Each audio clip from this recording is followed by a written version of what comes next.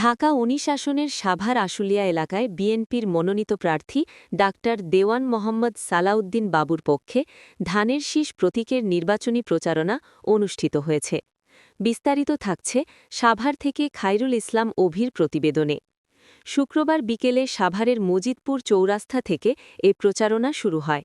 Doctor দেওয়ান মোহাম্মদ সালাউদ্দিন বাবুর নেতৃত্বে BNP ও অঙ্গ সংগঠনের নেতাকর্মীরা গণসংযোগ ও লিফলেট বিতরণ করেন। প্রচারণাকালে যুবদল নেতা ও সাবেক সহসাংগঠনিক সম্পাদক সাভার পৌর ছাত্রদলের ইউসুফ আহমেদ সাধারণ মানুষের মাঝে ধানের শীষ প্রতীকের লিফলেট বিতরণ করেন।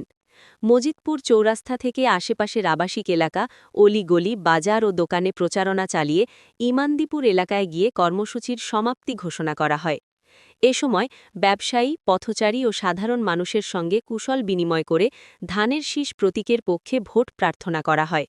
পাশাপাশি আগামী ১২ ফেব্রুয়ারি ভোটকেন্দ্রে গিয়ে ভোট দেওয়ার আহ্বান জানান নেতাকর্মীরা।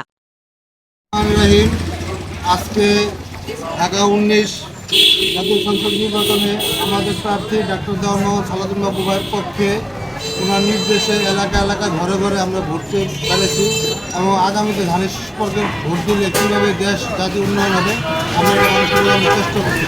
আমাদের প্রার্থী দেশ নায়ক তারেক রহমানের পছন্দের প্রার্থী, তার পছন্দ অনুযায়ী আমাদের প্রার্থীকে ধানের শীষ প্রতীক দিতে আমরা ধানের শীষের পক্ষে কাজ করছি। আপনাদের কাছে ধানের শীষ মার্কায় ভোট চাই দোয়াতে আগামী মাসের ১২ তারিখে ধানের শীষ মার্কায় আপনারা ভোট দেবেন এবং প্রতিটা ভোটারকে আমরা বলার চেষ্টা আপনারা সকাল ভোরবেলা আপনার ভোট কেন্দ্রে আসবেন। ভোট কেন্দ্রে আসে আপনারা আপনাদের পছন্দের প্রার্থী ধানের শীষ মার্কায় আপনারা ভোট দেবেন।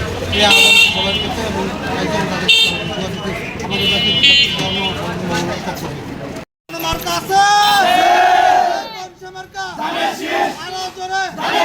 বাবু ভাইয়ের সালাম নেন, বাবু ভাইয়ের সালাম নেন, কবি ভাইয়ের সালাম নেন, বাবু ভাইয়ের সালাম নেন, ১২ তারিখ শুভ দিন, ১২ তারিখ শুভ দিন।